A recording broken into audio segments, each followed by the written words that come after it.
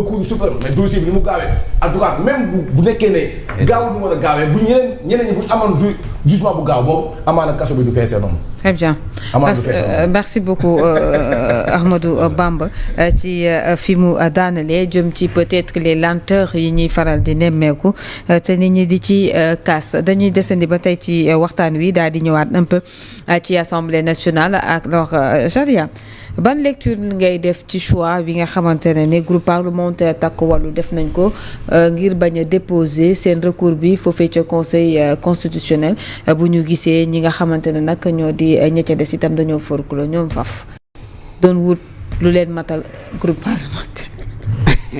mais Thierno Alassane moom bind na démb ne ñoo ngi wër ay 3 députés. malheureusement mujj ñu. non dañoo forclos jeex na délai bi jeex na. pratiquement xam nga man lan laa ciy jàngat. bu dee lii mooy suñu opposition Ousmane Sonko dina fi def 50 ans. bu dee lii mooy opposé wu à Pastef lii ñu teg nii wallaahi waahidun dinañ fi def 50 ans. loolu gëm naa ko de. maa ngi koy bëgg gëm nag. bu dee lii ñuy def nii mooy opposé nii. seen calcul yi di jaay ay mathématiciens. politique du man politique 1 plus 1 la égal 2. point final day gaaw. lii ñuy joué nii ce jeu là ce jeu de dupe là calcul politique stratégie stratagème ak yooyu naan noo dañuy bàyyi Diomaye mu jël sa responsabilité xanaa dégluwuñu ma wala ñoom dañ gëm ne yaa crise entre Diomaye ak Sonko par force ñu bëgg ko gëm ñoom. bu ñu xeeb nañ ñu déglu tuuti opposants yi bu leen ñu xeeb da leen ñu déglu. c'est un grand. non loolu la dégg. analyse. ah non man attention ta théorie ta théorie là ça commence à prendre la mayonnaise commence à prendre. ça commence à prendre que les gens là réeroo wuñu la. ça commence à prendre fort. ah non mais oui. nañ déglu nit ñi tuuti nañ ñu déglu ñun ci suñu émission yi ñuy def. waaw surtout c'est important. toog fee def seen calcul seen dil yi ay no Macky Sall day jéem a fayu Diomaye parce que Diomaye tontu ko tàppale kese. wala puy de. ah wala puy de. mais est-ce que de stratégie politique quelle stratégie pour quel résultat. le résultat mooy Sonko va. laisser le président de la République prendre ses responsabilités. Et si Diomaye est en collusion avec Diomaye Ousmane Sonko ils sont en parfaite harmonie. Alors on saura. ah mais oui vous le saurez bien sûr. la manière de savoir aussi c'est comme ça. ma ne la meilleure manière de savoir aussi c'est comme ça aussi. Bamba. waaw. opposition boo jekkoo da ngay dóor mu daanu. gis nga la politique c'est comme un combat de boxe. tout coup raté doit être matérialisé par une réception de coup Alassane. comme boxe la de ils ont raté un coup. boo doo ñu fa. ils ont raté un coup te bientôt le temps va nous édifier. Ultime occasion pour vous de contacter le Conseil constitutionnel. Depuis quand une opposition tente d'être dans la tête des tenants du pouvoir lii bu doon Ousmane Sonko la dëkk baa ngi takk coow laa ngi ne kur plateau yaa ngi jolli kenn du am jàmm fii la leen Ousmane Sonko ma ne mais ay calcul non nañuy responsabilité président nee naa leen président Bassirou Diomaye Faye Ousmane Sonko xiiroowuñu xuloowuñu ŋaayooyuñu li Diomaye di li jënti mooy naka la Ousmane Sonko nekkee candidat en 2024 ci loolu la nekk. 2029 ci loolu la nekk. ngeen may ko léegi ngeen may ko na jàll na ngeen xool ba xam ça tout va passer comme lettre à la poste Ousmane Sonko sera candidat en 2029 te vous avez l'ultime occasion de lui laisser avec la justice pour que ñu trancher sur cette question là une bonne fois pour toutes mu jeex. ñii tàppet Ousmane Sonko ñii bari na ñi fi nekk ci opposant bi Fatima. sañu ñoo ils n'osent même pas introduire un recours contre Ousmane Sonko fii ci ñiy toog nii di wax fii ci télé bi li Pastef fa mooy dégg tey rek gars yi bu caméra yi takkee ñu mel ni ay jinne bu caméra yi fayee ñuy négocier ci suuf c'est ça la vérité qu'il faut dire ban stratégie politique la lii ñu teg di lii ci ban école lañ sa jàngee il a appris dans à quelle école politique ci ban courant la li ñu def ni ban courant politique.